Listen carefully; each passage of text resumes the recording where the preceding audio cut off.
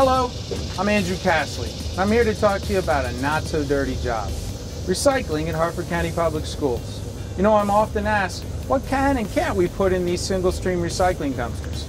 Well, to get the answer to that, let's take a trip inside and talk to some folks. As soon as I get out of this dumpster. So I'm in Havre de Grace Middle School's Ben Carson reading room with my dear old friend Nicole. Nicole, how are you today? Like who are you calling old?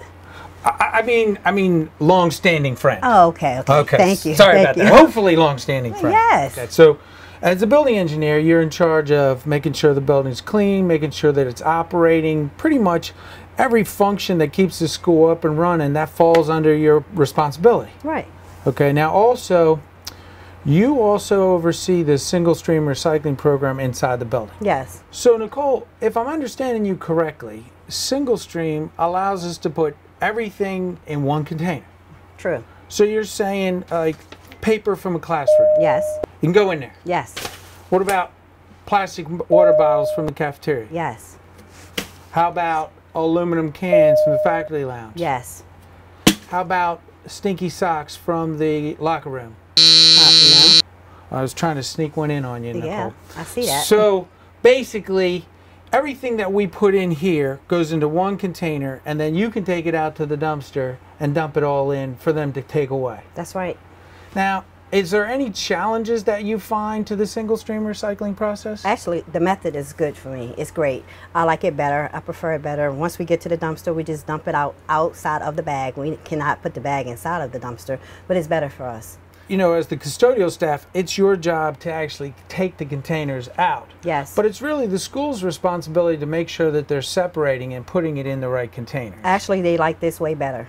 So, Nicole, we can put all the single stream into one container, but do you ever have any locations where you store stuff that really can't go into the regular single stream? Back in the gym, locker room, girls' locker room, and boys, we store some stuff there until facilities come and pick it up. Can we take a look? Sure. Great, let's go. So I'm here in the back bowels of the school. I believe this is the old shower, correct? Correct. And I guess we don't really need showers anymore because today's kids don't stink. Really? It's a wonderful evolution. Right. Now, Nicole, we currently use it for storing pretty much everything that's obsolete or broken and not working anymore. Everything from old metal filing cabinets to I see some broken desks. We even got some old music instruments. Yes. And here's an old fax machine. Nicole, what are we doing with all this stuff that we just don't need? I fill out a disposal form for facilities to pick it up. And so facilities will come up and they'll take all the metal, and I assume they would take the electronics. That all gets separated, so the electronics goes to the electronics recycling. Exactly. Metal goes to the metal disposal. Correct. You'd never take something like this and put it in single stream. Not at all. Nicole, thanks for giving us the facts. Oh, you're welcome. So we're back in the dumpster again after our conversation with Nicole. And hopefully she cleared up what can and can't go in this dumpster from the schools. But we all know there's a lot of material that finds its way into our recycling dumpsters that just isn't appropriate. Like, for example, this metal doodad, concrete blocks, wood, and even used motor oil. The truth of the matter is all these things are recyclable, just not in this container. To get a better idea of how we can process them, let's take a trip out to the Harford County Recycling Center. So I'm here with my good friend Wendy Doring at the Harford County Recycling Center. Wendy, how are you today? I'm great. How are you? Good to see you. So Wendy, where are we exactly? You are at the Harford Waste Disposal Center Recycling Center. We have over 250 acres on our property, and this is just a small portion of what folks see when they come here. So Wendy, at Harford County Public Schools, we practice single stream recycling. Can I assume that the residents of Harford County have the same process? Yes. Right behind us here is the commingled recyclables all together now, basically just like your curbside recycling. paper, plastic, metals go in one bin. Once those are collected, they are taken down to a MRF, a material recovery facility. That MRF will then sort the items and break them down into commodity, and then we can make new products out of them. What do you recycle here that's outside your normal single stream process? There's a lot that we have to offer Harford County to recycle. Right here at our oil, gas, and antifreeze station, we will recycle this. We do not want this into our grounds here in Harford County. What happens is you have your grass, your dirt, and under that is your water table. So if you pour your oil, gas, and antifreeze down in the dirt, it'll hit our water table. We don't want to do that. So we offer an excellent recycling program free of charge for residents to come, and we will have this taken care of. So you do oil, you do paint. What about those big old fat light tubes? Yes, we collect those as well. We will take those for our Household Hazardous Waste Day. We have 4 events during the year. They are 90 days apart from each other, and that's a free event for Harford County citizens. Very nice. Now, I also noticed that you seem to collect old mattresses and electronics.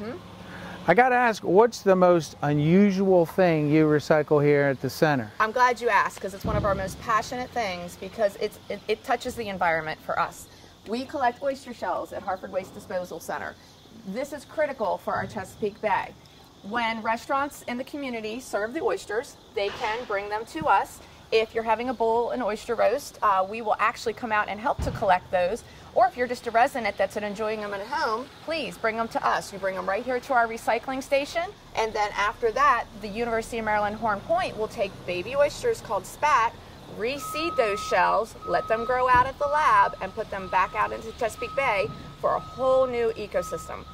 So essentially, when you recycle oyster shells, you're basically giving a baby oyster a new house. Yep. Recycling the whole house. You are. That's outstanding. One oyster can filter 50 gallons of water in a day. So just imagine what 10 can do, what 100 can do, what 1,000 can do. And we're putting that back out into the Chesapeake Bay to clean our water. Well, Wendy, I appreciate you spending some time with us today. We're going to go take a look at how the school system actually processes our unique recycling materials. Excellent. Take care. Thank you. So as we've heard from my good friend Nicole, whenever a school has material that can't be processed through the single stream program, we send out a form and our facilities crews will go around to the schools and collect that material. Members of our facilities crew, like my good friend Charlie here. Say hi, Charlie. Hi, Charlie. Will go out in their trucks, collect that material, and bring it back to the compound. Things like used paint, motor oil, scrap metal, old tires. Even these pallets here behind me will be collected and sent out for processing. These old pallets will turn into a unique form of recycling. Let's go take a look. So here we are at Wertz & Daughters Wood Recycling Center, and I'm here with my good friend Mark Lotz. Mark, how are you today? Okay. Mark, what's your official title? I oversee the operations of the wood recycling yard. So this is a pretty impressive facility. I mean, it looks like these piles of mulch, they seem to go on for hundreds and hundreds of yards. How do you guys help Harford County as far as our recycling program? You fellas take a lot of pallets to us. A lot of pallets. So I guess all the pallets that are coming from our schools, we're bringing to you guys. Yes. And can you talk to me about the process? Because this is beautiful mulch. So you're saying the wood pallets that we bring you end up looking like that? Absolutely. Can you talk me through it? So the pallets come in obviously in whole form, and then we crush them with a large excavator. Then we introduce them to a grinder, and the particular grinder that we have is a Morbark 1300. And we use a demo screen, and we break it down to a certain size. While we're breaking it down, the wood travels up a tail belt and goes over a magnetic pulley. The magnetic pulley pulls all the nails out.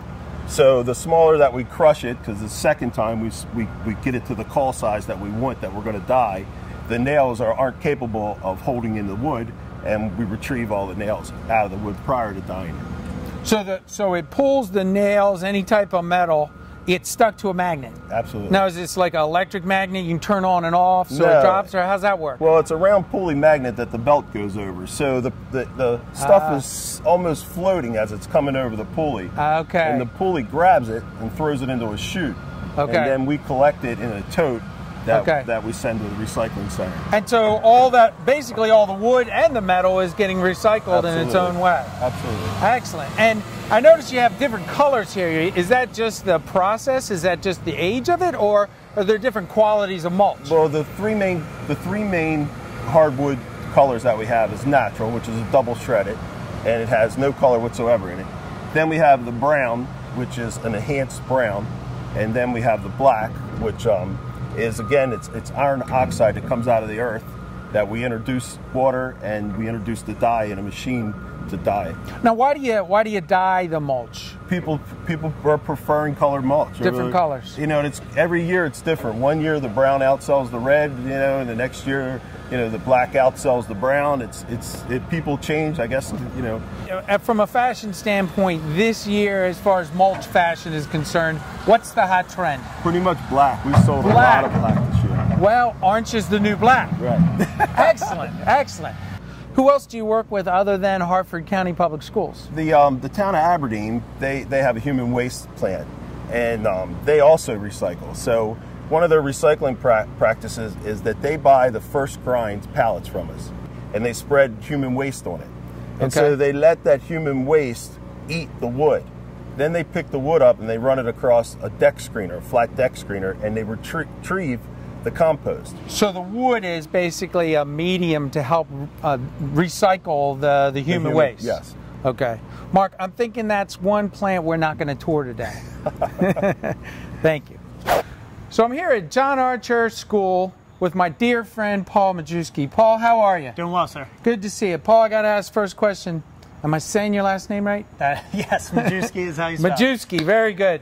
Paul, you started your company, Chesapeake Shredding, from scratch. Is that correct? That's correct, in 2011. Excellent. And Harford County Public Schools contracted with you to take care of all their shredding needs. Yep, and all your schools.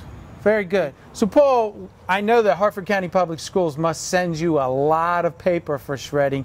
About how many tons would you estimate a year, or pounds? I think we're doing about 60,000 pounds. But with your company, all of your shredding goes into the recycling process. Is that correct? That is correct. So with our process, we are able to retain a shredding size large enough that we can recover the fibers to be recycled into commercial toilet tissue, paper towels, paper cups and plates.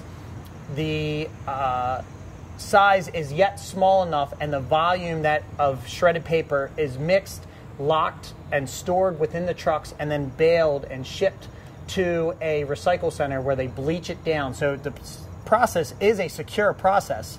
So Paul, tell me, what happens when you guys show up to collect our shredding? So our truck pulls up right outside of your building. We only shred on site. So everything that we pull out, all your documentation is destroyed before we leave the parking lot. Our driver comes, pulls up outside the building. The passenger tends to grab the bin while the driver starts the shredding truck up, starts the shredders. He goes into the building, retrieves the bin. He will unlock it, take it to the truck. The truck then picks up the shredded bin and dumps it, dumps all the paperwork out of the bin. It slides out into a hopper. The hopper feeds down into the shredder. While he's doing that, the truck driver tends to operate the shredder, watches the pressures, and then conveys the shredded documentation to the back of the truck. At that time, they finish up the shredding process, relock the bin, place it back into the building, and either the driver or the passenger will then sign off on a certificate of destruction and hand it to the appropriate individual.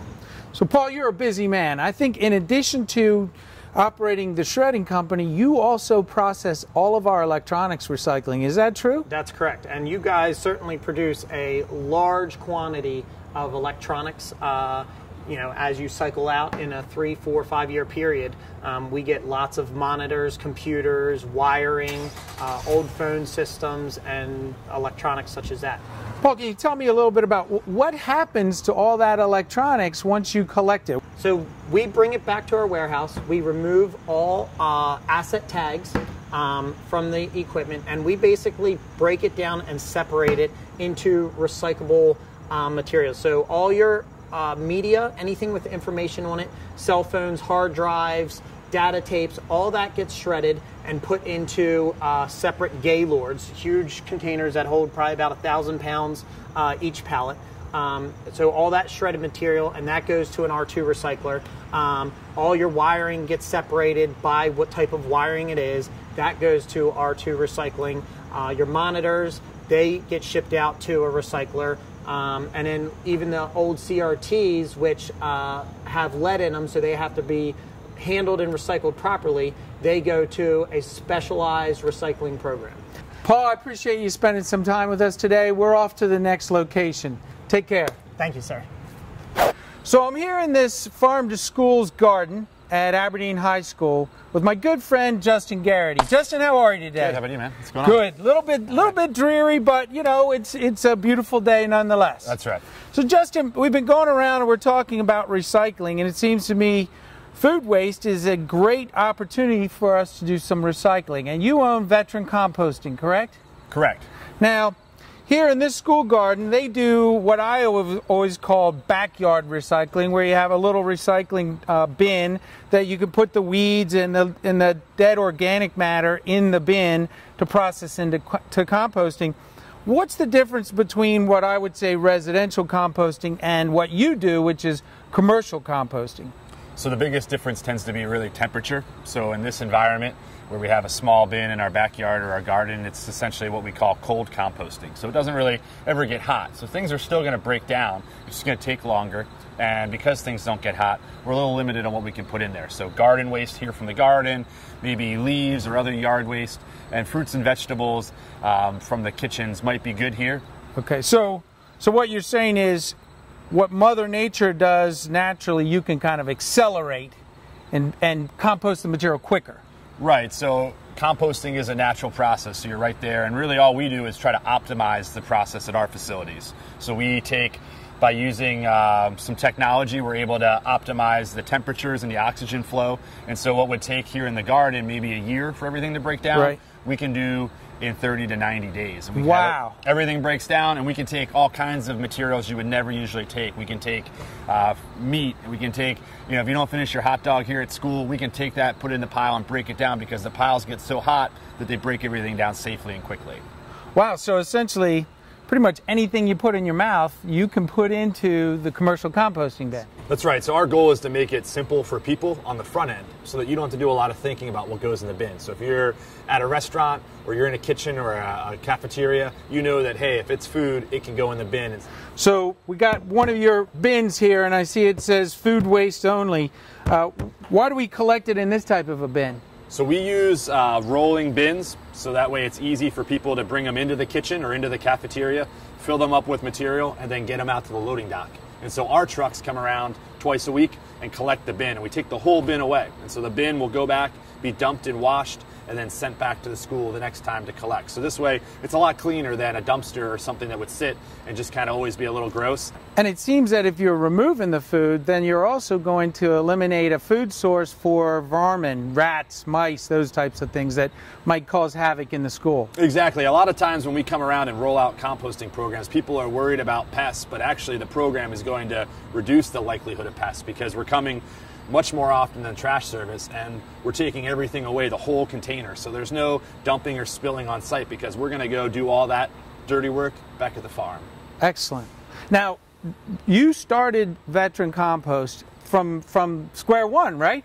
Right. So the first customer we ever signed up was the school system. We did, I think, Bel Air High School as like a test pilot, and then every year, you know, we've been able to add some more. And now we're up to 12 schools altogether, mostly elementary schools. We also do a couple middle schools and high schools as well, and Harford Glen.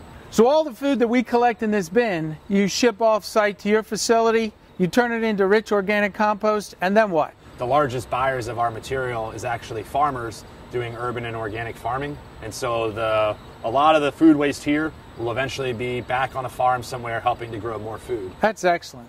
So Justin, I got to ask before we go, what's the most unusual thing that you sell that's compost based? So here in Maryland, we're the only commercial worm operation, and so we sell out of worm poop on a monthly basis. So you're saying there's a big market for worm poop? There is. So Excellent. Who knew, man? That's not what I thought I'd be doing in life, but life takes you strange places. Sometimes life hands you some weird things. Justin, thank you very much. We appreciate your time. Sounds good, man. We're standing in the kitchen of Aberdeen High School, and I'm with my dear old friend Liz Weddle. Liz, how are you today? I'm doing great. Liz, now, back in the day, a long, long time ago, we used to call the ladies that worked in the cafeteria, we called them kitchen ladies. Right. But I'm assuming we've updated that title a little bit. Are you food technicians, or what's the new title? I am a production center assistant. That is sounds very high tech. Oh, it is. So now, It's very high tech. One of the things that we're doing today is we're going around, we're talking about the recycling process with Harford County Public Schools. And one of the obvious ways that we are looking to think outside the box is in recycling old food. So do you ever have food in here that actually doesn't get eaten? Absolutely, yes. We have quite a bit because the way we operate with the health department, once food goes out, if it's uncovered or anything, or has a certain time tag on it, it has to be dumped at the end of the day. Like these sandwiches here. So we can't do like what my mom used to do and just seal it back up and serve it to us every day for a week. Right, you That's cannot do that. out of the question. That is frowned upon. Okay. What we do is we keep these large bins available, and anything that is edible that you can eat goes in here, and paper. And paper. Yes. But Meat and everything. so now you don't actually eat paper, do you, Liz?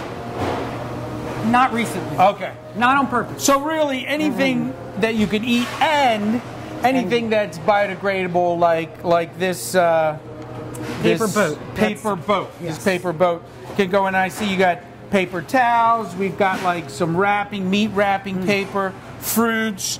So Liz, we got a lot of organic material, but what other things can we compost that you wouldn't normally put in your home composting bin? Well, we actually put food in there. Oh, Meats some of those can go in. All these ham, whatever great. sandwiches we have, because once they go out, rule is they have to be disposed of. I see. All right. Well, now, Liz, so we've collected all our food. Okay. Then what happens with it?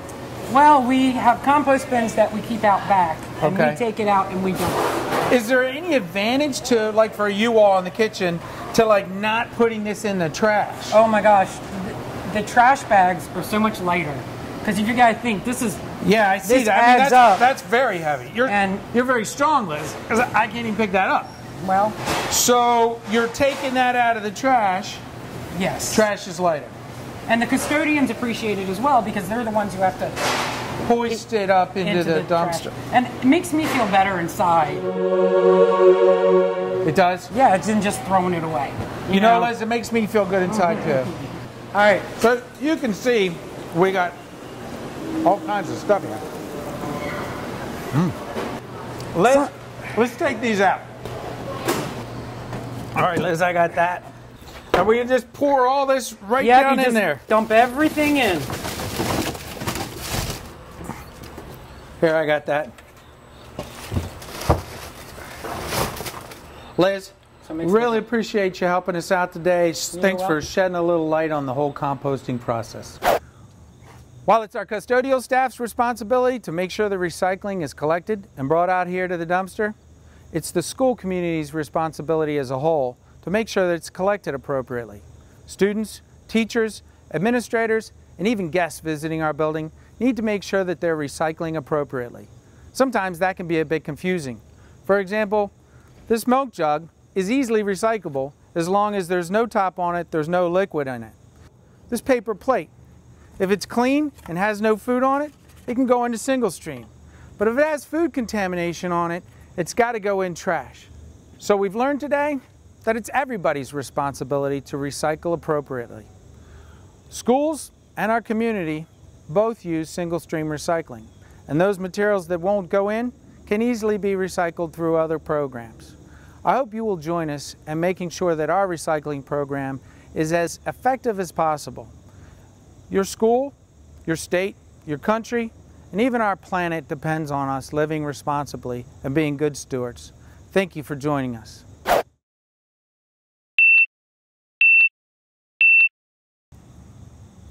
Okay, I'm getting too jazzed up. I just need to calm down. God bless, I'm sweating like a pig. Sometimes that can be but here we can put all those beautiful tater tots. What are you eating? Tater tots. Oh. He makes me not nervous. The lunch ladies make me nervous. Man, you're messing up my shot. I fill out a form for 1031. A 1031 form. Cut. Is it a 31 form? Are you sure? 31. Form 30. I fill out, I place a work order. They'll come out and get the extra material and make sure that it gets processed through the proper recycling channels. Mr. Taylor, please call the main office. Mr. Taylor, call the main office. So let's review. Oh, God bless America. Our facilities crews, like Charlie here, you can't drop it that hard. So we've landed here in Wirtz and Daughters sorry, ready? Go. 1, 2, 3.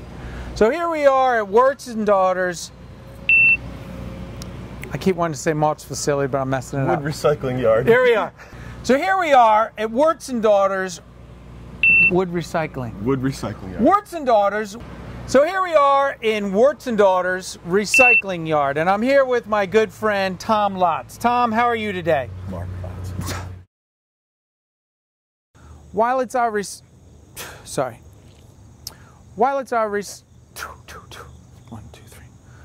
While it's our custodial staff's job. Charlie, you've got to do it. We got to do it again. Are we ready? You're not filming this the whole time, are you?